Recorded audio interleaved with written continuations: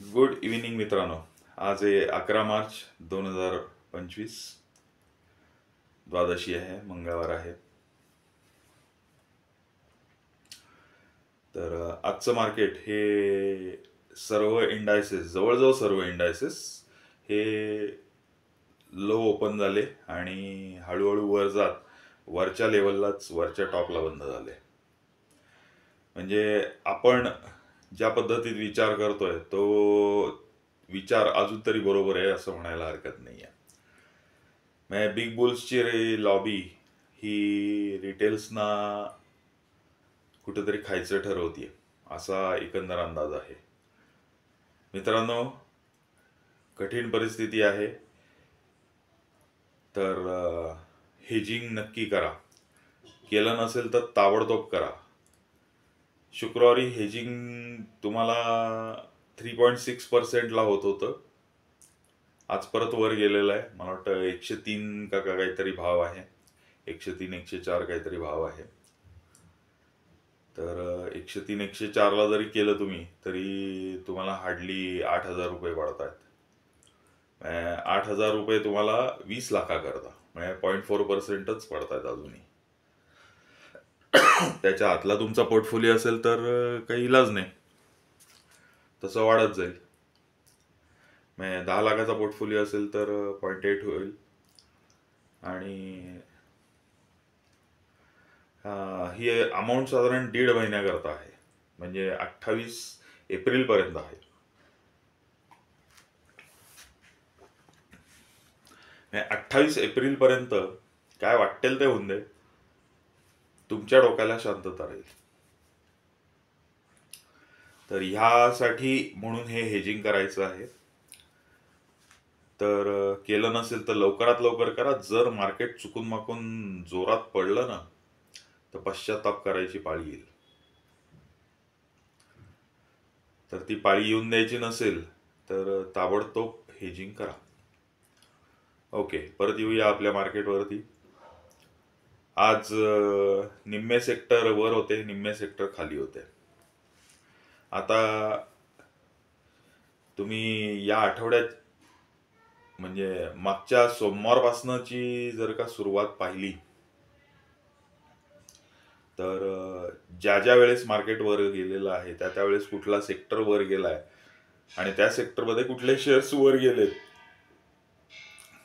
मोठे सोडून, म्हणजे निफ्टी 50 सोडून, रादर मिड कॅप आणि स्मॉल कॅपचे कुठले कुठले शेअर प्रत्येक वेळेस वर गेलेले आहेत याची जर का लिस्ट काढून ठेवली तर तुम्हाला 100% सापडेल की ही लॉबी कुठल्या कुठल्या शेअर्सच्या मागे आहे आणि कुठले शेअर मोस्टली पडण्याची शक्यता आहे.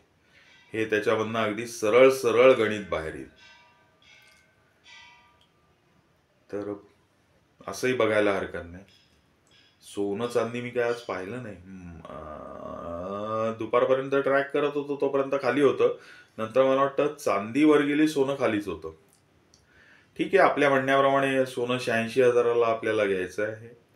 आतापर्यंत तुम्हाला 50% सोनं तुमच्याकडे कमीत कमी व्हायला पाहिजे आणि त्याच्या प्रत्येक 500 पॉईंट खाली तुम्ही 10% सोनं घेऊ शकता. परत सोन्यामध्ये तुफानी काहीतरी चाललेलं आहे आणि याचं विश्लेषण मी पूर्वीच्या व्हिडिओमध्ये केलेलं आहे. तुम्ही जर का पूर्वी माझे व्हिडिओ पाहिलेले नसतील तर तो व्हिडिओ मागे तुम्हाला मिळेल, जरूर तुम्ही बघा. त्याच्यामध्ये सोनं का वर जाणार आहे हेही आपण दिलेलं आहे आणि कदाचित सोनं अविश्वसनीय भावाला सुद्धा जाऊ शकतं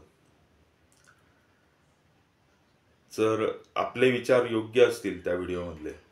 तर सोनं हे विश्वास बसणार नाही ह्या पातळीवर लवकरात लवकर जाऊ शकतं.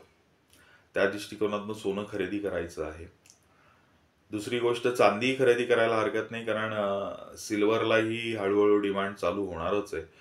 जशी सुधारणा चालू होईल, सगळ्या मार्केट्समध्ये सुधारणा चालू होईल, आज ना उद्या होणारच आहे ती. आजच सिल्वर कमी पडत आहे.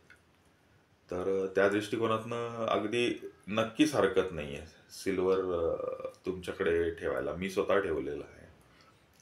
माझ्याकडे तर पोर्टफोलिओ साईजच्या 100% सोनं आणि चांदी आहे. त्यामुळे मला भीतीच वाटत नाही, कारण काही झालं तरी मार्केट पडलं तर सोनं वर जातं.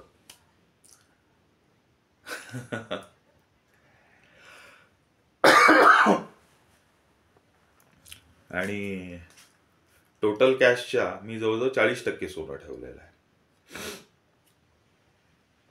35% असेल, 1/3 असेल. त्याच्यामुळे इकडनं एक खाली गेलं तर तिकडनं दुसरं वर येतं. शिवाय आता हेजिंगही केलेलं आहे, ते आवश्यकच आहे. अर्थात माझं हेजिंग बरंच वरती होतं, म्हणजे 13,000 रुपयाला मला हेजिंग पडलेलं आहे, की जे आता 8,000ला आलेलं आहे. तर काय हरकत नाही, म्हणजे हेजिंगची कॉस्ट जरी जास्ती पडलेली असली तरी काही वाईट वाटायचं कारण नाही. कारण हे आपल्या मनःशांतीसाठी असतं. जेवढी लवकर मनःशांती घेऊ तेवढे पैसे जास्ती भरावे लागतात, तो प्रीमियम आहे. घसा खराब आहे थोडा, सारखं गरम गरम पाणी पित राहावं लागतंय. खोकला बरा होत नाहीये.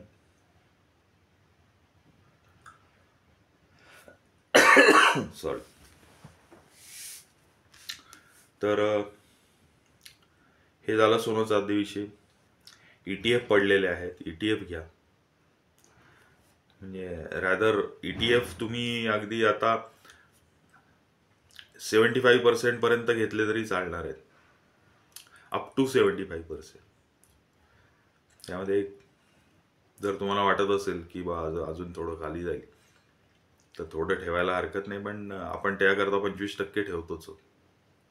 मार्केट जर का दिशेने पडला आता तर त्याच्याकरता आपण 25% ठेवलेलेच आहेत बाजूला.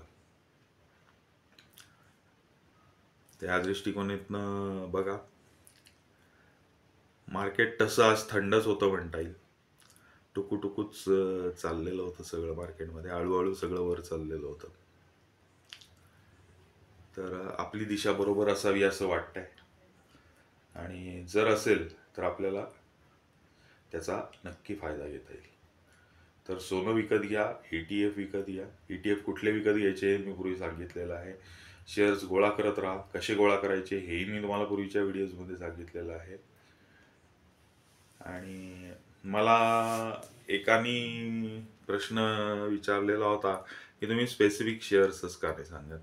तर स्पेसिफिक शेअर सांगणं हे आपल्या टोटली प्रिन्सिपलच्या विरुद्ध आहे, सेबीलाही मान्य नाही, कायद्याच्या विरुद्ध आहे. आणि दुसरी गोष्ट म्हणजे माझा व्ह्यू, तुमचा व्ह्यू आणि आणखीन 10 जणांचे व्ह्यूज हे त्याच शेअरच्या बाबतीत वेगवेगळे असू शकतात. काहींचं एका दिवसात प्रॉफिट कमवून निघून जायचं असेल, काहींचा आठवडाभराचा, काहींचा 15 दिवसाचा, काहींचं 2-3 महिने बघू काय होतंय मग ठरवू, काहींचा 6 महिने व्ह्यू असेल, काहींचा 2 वर्षाचा व्ह्यू असेल. माझा व्ह्यू टोटली वेगळा आहे. तर त्याच्यामुळे मी जे शेअर निवडलेले आहेत त्याचा तुम्हाला फायदा होईलच अशातला भाग नाही. शिवाय ते कायद्याच्या विरुद्धच आहे, त्याच्यामुळे असे शेअर सांगता येणार नाही. दुसरं म्हणजे आणखीन एकाने सांगितलेलं होतं की चायनाचे शेअर्स जर का कमी भावात मिळत असतील तर आपण त्याचा विचार का करत नाही. आपल्याला आपल्या भारतातली परिस्थितीच कल्पना नसते, आजूबाजूला काय चाललंय याची बऱ्याच वेळा कल्पना नसते. वर्तमानपत्र आणि सगळे चॅनल्स आपल्याला सत्य माहिती पुरवतीलच याची काही गॅरंटी नाही. आणि अशा परिस्थितीमध्ये आपण चायनासारख्या भलत्याच ठिकाणी की जिथलं काय घडतंय आणि काय नाही याचा थांग पत्ता लागत नाही, आधी बाहेरच्या जगाला लागत नाही, तिथं त्या कंपनीत काय घडतंय याचं आपल्याला आकलन कसं होणार. शिवाय ती कंपनी जे फिगर्स डिस्क्लोज करतीये ते खरे आहेत का खोटे आहेत हे सुद्धा आपल्याला कळणार नाही. तर अशा कुठल्याही वेड्यावाकड्या संकल्पनेवर जाऊ नये. तुम्हाला वाटत असेल की आपल्याकडचे पैसे काढून FIIs नाही का तिकडं चायनामध्ये गुंतवत आहेत पैसे, तर आपण का नको गुंतवायला. अहो ते 5-10 हजार कोटी रुपये गुंतवत असतात रिसर्च वरती. ते चायनीज लोकांना हायर करून किंवा स्वतःच्या लोकांना चायनाला पाठवून रिसर्च पूर्ण करू शकतात. आपल्याला स्वतःला जायची सुद्धा आपली ताकद नाहीये चायनाला. किंवा रॅदर आपण तो पैसे खर्च करणार नाही जरी ताकद असली तरी. मग पुढचा रिसर्च काय करणार आपण? तर अशी परिस्थिती असल्यामुळे आपण आपला देश सोडून बाहेर जाऊ नये. आपल्या देशामध्ये 7,000 शेअर पडलेले आहेत. त्या ते शेअर्स जर का तुम्हाला स्टडी करायला तुम्हाला वेळ नसेल, तर मग कधी चायनीजचा तुम्ही अभ्यास करणार? तर उगीच डोक्यात भन्नाट कल्पना आणून त्याचा काही उपयोग होत नाही. त्या पैशात रूपांतर होणार नाही. रॅदर तिथं पैसे टाकल्यानंतर ते तुमचे जाण्याची शक्यता आहे. चायनीज गव्हर्नमेंट तर अगदी मोठमोठ्या कंपन्याही भीक घालत नाही की आम्ही तुमची संपत्ती जप्त करतो असं चक्क सांगतात. आणि केलेलीही आहे त्यांनी पूर्वी. तर जर त्यांनी ठरवलं की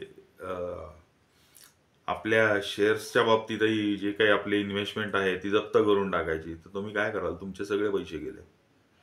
निदान आपल्याला भारतामध्ये आपण आपल्या कंपन्यांवर रिसर्च करू शकतो, त्या कंपनीची माहिती काढू शकतो आणि जर कंपनी चांगली वाटली तर आपण त्याच्यामध्ये गुंतवणूक करू शकतो. चीनच्या कुठल्याही कंपनीच्या बाबतीत असं तुम्हाला मिळणारच नाही आहे माहिती.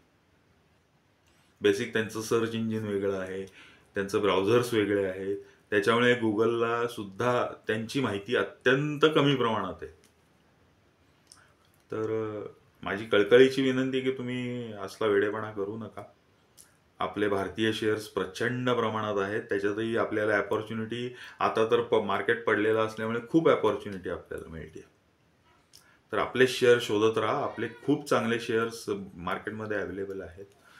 आत्तापर्यंत मल्टीबॅगर बनेल असा मला गेल्या 3-4 वर्षामध्ये मला फक्त एक शेअर सापडलेला आहे. तो माझ्याकडे आहे. तो मी कुठेही हलवलेला नाही. त्याच्यामध्ये मी भरच टाकत जातो. तो शेअर साधारणतः 25-30 रुपयांनी पडला की मी त्याच्यामध्ये 1, 2, 3 शेअर, 5 शेअरची भर टाकतो. आणि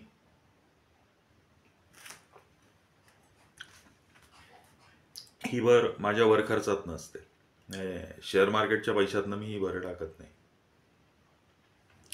अशीच भर टाकलेली असते.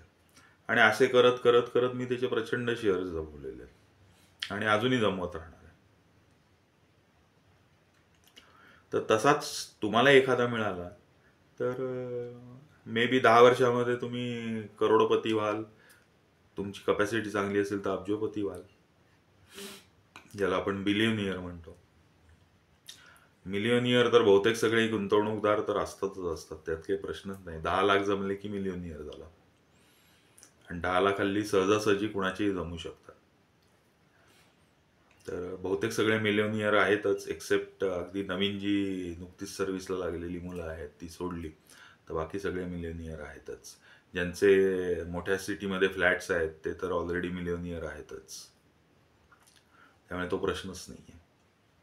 तर वेड्यावाकड्या कल्पनांच्या पाठीमागे लागण्यापेक्षा इथल्या इथं शेअर्सवरती जर का रिसर्च केला तर चांगले चांगले शेअर्स मिळतील आणि त्याच्यामध्ये फायदा मिळेल आणि त्यातनं आपल्याला पैसे कमवता येतील. FIIs किंवा अतिमोठी लोक, इव्हन आपल्या देशातले मोठे गुंतवणूकदार यांना फॉलो करून उपयोग नसतो, कारण त्यांचे फंडे वेगळे असतात. म्हणजे एखाद्याला कंपनी टेक ओव्हर करायची असू शकते, त्याच्यामुळे अगदी फालतू कंपनी की ज्या कंपनीला प्रॉफिट होणारच नाही आहे त्यालाही माहिती आहे, अशा कंपनीत सुद्धा तो 5% स्टेक घेतो. आपल्याला वाटतं अरे 5% स्टेक घेतला म्हणजे ती कंपनी चांगली आहे, ती पुढे काहीतरी करणार आहे हे त्याच्या लक्षात आलेलं आहे म्हणून त्यांनी 5% गुंतवले, आपणही गुंतवू. काही वर्षांनी लक्षात येतं की त्या कंपनीवर त्यांनी पूर्ण कब्जा केलेला आहे आणि त्या कंपनीचं सगळं मशिनरी, कारखाना, शेड, बिल्डिंग सगळं त्यांनी विकायला सुरुवात केलेली आहे आणि तसे करून त्यांनी पैसे कमवले. आपण आपलं हरिओम टाळ्या वाजवत बसलोय. आपले आहे त्या शेअर्सचे पैसे झिरो झालेले, अशी कंडिशन येऊ शकते. ते मात्र 100 कोटी गुंतवलेले पैसे हे 300-400 कोटी रुपये घेऊन घरी जातात अशा केसमध्ये. मी एक उदाहरण दिलं तुम्हाला. असंच होईल असं नाही. त्यांच्याकडे असंख्य युक्त्या असतात की ज्यायोगे ते पैसे कमवतात आणि म्हणूनच ते मोठे झालेले, हे लक्षात घ्या. तुम्हीही जर डोक्याने विचार करून की आपण एक्झॅक्टली काय केलं म्हणजे आपल्याला पैसे मिळतील ह्याचा जर का विचार करत राहिलात तर तुम्हालाही वेगवेगळे मार्ग दिसतील, वाटा दिसतील. जसं आत्ता आपण सांगितलेलं आहे की मोठी जी बिग बुलची रॅली आहे, रॅली नाही, लॉबी जी आहे, ही काहीतरी आपल्याशी गेम खेळते, म्हणजे रिटेलर्स लोकांशी गेम खेळते. तर त्याच्यामुळे मार्केट खाली पडणार आहे. खाली पडणार आहे हे जर का आपल्याला माहिती आहे, तर त्याकरता आपण 25% ठेवले. म्हणजे जेव्हा शेअर्स सगळे खाली पडतील दबदिशीने, तेव्हा आपण 25% गुंतवू. ते शेअर्स वर चढणारच आहेत, कारण आपल्याकडे आपण चांगले शेअर्स जमवून ठेवलेले. तर हे जेव्हा आपल्याला माहिती आहे, तेव्हा बिनधास्त, अगदी बिनधास्त राहायला हरकत नाही. शिवाय हेजिंग केलं मी आपलं नुकसानही टळलं. नुकसान टळलं, परत शेअर वर गेले की फायदाच मिळणार आहे. अजून काय पाहिजे? आणि कमीत कमी भावातही आपण शेअर विकत घेतले. म्हणजे सगळ्या बाजूनी पडबी मेरी आणि चिदबी मेरी असं ते प्रकार झाला. आणि आपण अगदी म्हणजे इकडनंही काही झालं तरी आपण इकडनंही पैसे कमवतोय, तिकडनंही पैसे कमवतोय, वर गेलं तरी पैसे कमवतोय, खाली पडलं तरी पैसेच कमवतोय. अशा स्थितीत आपण असण्याची शक्यता मोठी आहे. तर हा विचार आपण केलाय. तुम्हाला कदाचित दुसरा चांगला विचार सुचू शकतो. जर तसा विचार तुम्हाला सुचला, तसा विचार जर का तुम्हाला सुचला, तर जरूर मला कळवा. नाही कळवलं तरी हरकत नाही, तसं काही बंधन काही नाहीये, किंवा मी काही तुम्हाला म्हणणारही नाही नाही कळवलं म्हणून. ज्याचा प्रश्न आहे. चांगले चांगले विचार असतात, वेगवेगळ्या मार्गाने पैसे कमवता येतात. हल्ली सरळ मार्गाने म्हणजे की बाबा शेअर विकत घेतला, तो चढला, विकला, पैसे कमवले, असं नाही होत. म्हणजे तुम्ही शेअर विकत घेतला की तो खाली पडणार, आणि नंतर तो पडत पडत पडत पडत जाणार. शेवटी तुमचं धैर्य सुटणार आणि तुम्ही म्हणणार आपण फसलोय शेअर बाजारामध्ये, जाऊन दे, विकून मोकळं होऊ, जेवढा लॉस झाला तेवढा अक्कल खाटी जमा करू आणि बाकीचे पैसे एफडी मध्ये जमा करू. आणि हे तुम्ही शेअर विकता आणि त्या क्षणी तो शेअर परत वर चढायला सुरुवात होते आणि टॉपला जातो. तुम्ही घेतलेल्या भावाच्याही कैक पटीत वर जातो. हे कायम घडतं. का घडतं? तर आपण बरोबर फसण्यासाठीच त्याच्यामध्ये उतरलेलो असतो. म्हणून दुसऱ्यांनी दिलेले शेअर्स, दुसऱ्यांनी दिलेल्या टिप्स हे कधीही वापरू नये.